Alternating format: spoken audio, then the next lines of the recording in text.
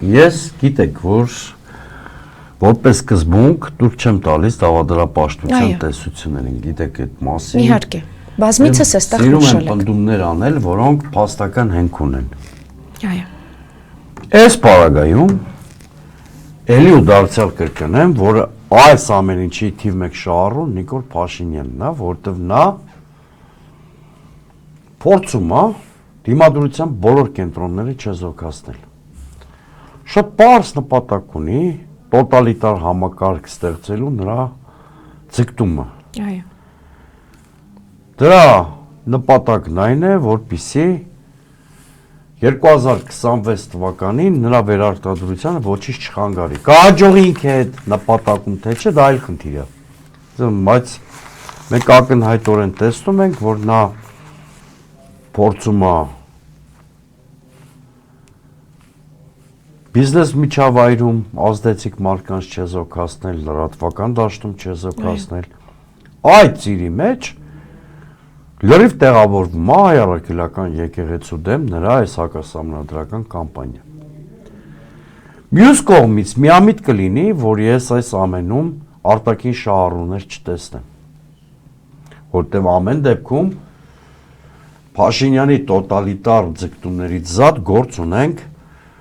մեր ազգային ինքնության կարևոր ինստիտուտներից մեկի դեմ ձեռնարկված արշավի հետ։ Այո։ Ուրեմն եկեք այսպես ասեմ, ես այս պահին կարող եմ պնդել, որ սա Նիկոլ Փաշինյանի ծրագիրն է, բայց անշուշտ բազմաշերտ մի կամպանիա է, որտեղ տեսանելի են նաև արտաքին շահառուներ։ Օրինակ Ադրբեջանին այս կամպանիան պետք է, որպեսզի ցույց տա, թե ինչպես է Հայաստանում արմատախիլարվում ռևանշիզմը, ավելի գլոբալ խաղացողների գուցե սա պետք է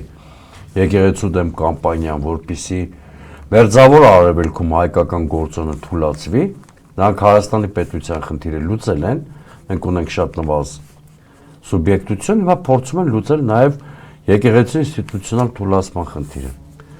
Բայց քանի դեռ մենք փաստեր չունենք, բացի Փաշազադեի հայտարարությունները, որոնք սինխրոն են Փաշինյանի գործողությունների հետ,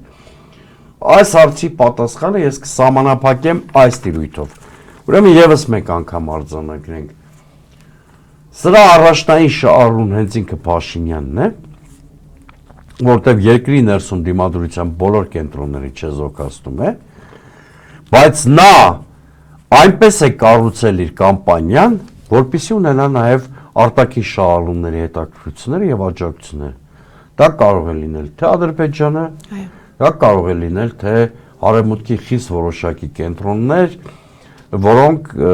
մեծ ռեգիոնի հետ կապված ունեն իրենց ծրագրերը,